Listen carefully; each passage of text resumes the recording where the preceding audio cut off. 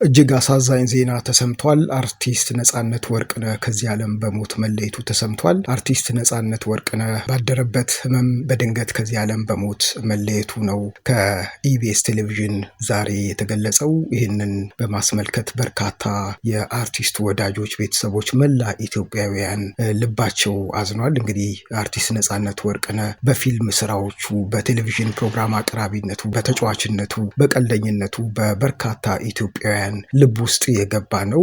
ድንገት መሆኑ ደግሞ የበርካታ ሰዎችን ልብ እንዲያዝኑ አድርጓል። አንዳንዶች እንደውም ማመን አቅቷቸዋል። በእርግጥም አርቲስት ነጻነት ወርቅነህ ባደረበት ሕመም በድንገት ከዚህ ዓለም በሞት ተለይቷል። እንግዲህ አርቲስት ነጻነት ወርቅነህ በቴሌቪዥን ፕሮግራም አቅራቢነቱ ይታወቃል። የቴሌቪዥን ፕሮግራም አቅራቢ ብቻ ሳይሆን እያዋዛ እያጫወተ የማይጠበቁ ትዕይንቶችን እያሳየ የቴሌቪዥን ፕሮግራም አቅራቢን ከፍ ያደረገ ድንቅ አርቲስት ነው ማለት ይቻላል። በተዋናይነትና በሌሎችም የጥበብ ስራዎቹ በኪነ ጥበብ ቤተሰብ ዘንድ በጣም የሚወደድና የሚታወቅ ነው። ሁለገቡ አርቲስት ነጻነት ወርቅነህ ለበርካታ ዓመታት በኢቢኤስ ቴሌቪዥን የሚተላለፈውን የቤተሰብ ጨዋታ ፕሮግራም አዘጋጅና አቅራቢ በመሆን እያገለገለ ነበር። እንደምታውቁት ድንገት የሚፈጥራቸው የሳቅ እንቅስቃሴዎች፣ የሳቅ ምንጮች ለበርካታ የመዝናኛ ፕሮግራም አድናቂዎቹ ተወዳጅ እንዲሆን ያደረገው ነው። እንግዲህ አርቲስት ነጻነት ወርቅነህ ከዚህ ባለፈ የተለያዩ ፊልም ስራዎችን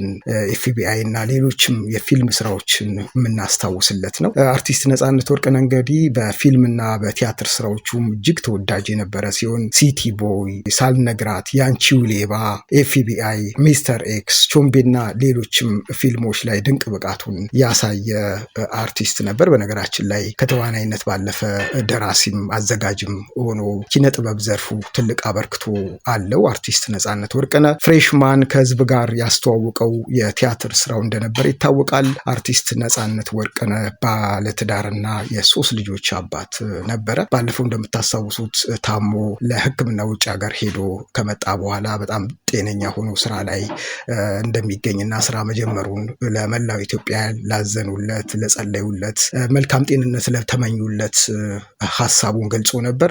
እንግዲህ ሁለገቡ በኢትዮጵያን ልብ ውስጥ ያለው አርቲስት ነጻነት ወርቅነህ ዛሬ እጅግ አሳዛኝ በሆነ መልኩ በድንገተኛ ህመም ከዚህ ዓለም በሞት ተለይቷል። ለወዳጆቹ፣ ለአድናቂዎቹ፣ ለቤተሰቦች ሁሉ መጽናናትን እንመኛለን። ተጨማሪ የአርቲስት ነጻነት ወርቅነህ መረጃዎችን በጭላሉ ቲዩብ በተደጋጋሚ እናቀርብላችኋለን። ይህንን ቲዩብ ሰብስክራይብ በማድረግ ቤተሰብ እንድትሆኑ እንጋብዛለን።